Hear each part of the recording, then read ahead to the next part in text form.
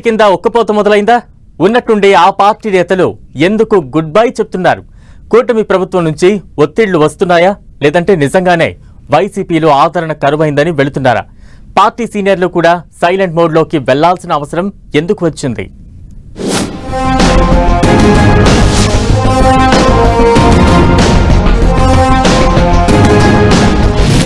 Fan party కింద ఉక్కపోత మొదలైందా? వైసీపీకి వరుస షాక్ల వెనుక రీజన్ ఏంటి?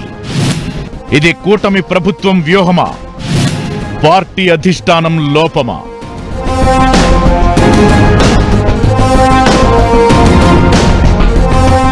పార్టీ అధికారంలో ఉన్నంతకాలం ఆ పార్టీ నిండుదనంతో ఉంటుంది. ఒక్కసారి పవర్ పోతే, అధికారం చేజారిపోతే చెట్టు మీద నుంచి పెట్టలెగిరినట్లే నేతలు కూడా ఎగిరిపోతారు. తెలంగాణలో, ఏపీలో ఇప్పుడిదే జరుగుతోంది. తెలంగాణలో ప్రతిపక్షానికి కూడా చెప్పుకోదగ్గ సీట్లు ఉండడంతో కాంగ్రెస్ సర్కార్ భయపెట్టో బ్రతిమలాడో ఎమ్మెల్యేలను చేర్చుకుంటోంది. కానీ ఏపీలో ఆ పరిస్థితి లేదు. కూటమి ప్రభుత్వానికి ఫుల్ మెజారిటీ ఉంది. వైసీపీకి ప్రతిపక్ష హోదా కూడా దక్కలేదు. దీంతో కూటమి ప్రభుత్వానికి ఎవరిని బుజ్జగించే అవసరమే లేదు. వస్తే వద్దంటామా, అక్కడే ఉంటానంటే ఊరుకుంటామా అన్నట్లు వ్యవహరిస్తున్నారు. ఒకవేళ ఎవరైనా వచ్చినా ప్రాధాన్యత ఇవ్వకుండా కండువా కప్పేసి వదిలేస్తున్నారు.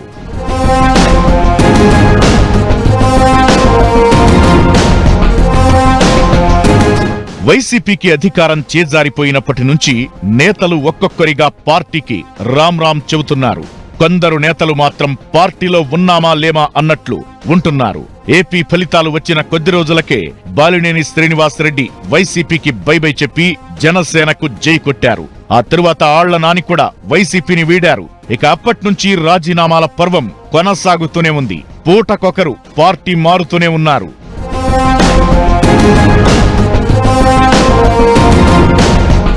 తాజాగా అవంతి శ్రీనివాస్, గ్రంథి శ్రీనివాస్ ఒకే రోజు రిజైన్ చేసి వైసీపీకి డబుల్ షాక్ ఇచ్చారు. అవంతి శ్రీనివాస్ రాజీనామా చేసిన కొద్ది గంటలకే గ్రంథి శ్రీనివాస్ కూడా వైసీపీకి రాజీనామా చేశారు. 2019 ఎన్నికల్లో భీమవరంలో గ్రంథి శ్రీనివాస్ జనసేన అధినేత పవన్ కళ్యాణ్ పై 8,000 పైచిలుకు ఓట్ల తేడాతో సంచలన విజయం సాధించారు. కానీ 2024 ఎన్నికల్లో గ్రంథి శ్రీనివాస్ ను జనసేన అభ్యర్థి పులపర్తి రామాంజనేయులు చిత్తుగా ఓడించారు.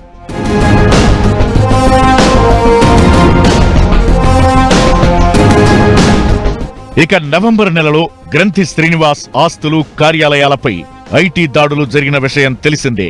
భీమవరం, ఏలూరు, నాగాయలంక, సింగరాయకొండతో పాటుగా చెన్నైలోని గ్రంథి శ్రీనివాస్ ఇల్లు, బంధువుల ఇళ్లలో ఐటీ అధికారులు సోదాలు నిర్వహించారు.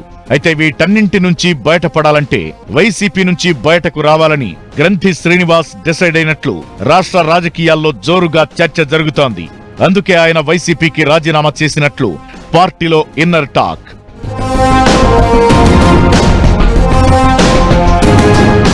వైసీపీలో యాక్టివ్ గా ఉంటే కూటమి ప్రభుత్వం యాక్షన్ తీసుకునేలా ఉంది. పాత కేసులను వెలికి తీసేలా ఉంది. అదే వైసీపీ కండువా తీసేసి కూటమిలో చేరితే సేఫ్ గా ఉంటామని భావిస్తున్నారట. మరికొందరు నేతలు మాత్రం ఏ పార్టీ వైపు చూడకుండా సైలెంట్ మోడ్ లోకి వెళుతున్నారు. ఈ రాజీనామాల పర్వం ఇంతటితో ఆగేలా లేదు. ఇప్పటికే వైసీపీ నేతల్లో అంతర్మథనం మొదలైంది. ప్రతిపక్ష హోదా కూడా లేని పార్టీలో ఉండి ఏం చెయ్యలేమనే భావనలోకి వచ్చారు. దీంతో మరికొందరు నేతలు పార్టీ వీడే ఆలోచన చేస్తున్నారు. ఇక కొందరు నేతలైతే అసలు పార్టీలో ఉన్నారో లేదో కూడా తెలియడం లేదు. పార్టీతో అంటి ముట్టనట్లుగా వ్యవహరిస్తున్నారు. ఇదే కంటిన్యూ అయితే వైసీపీ భవిష్యత్కు ఇబ్బందులు తప్పేలా లేవు.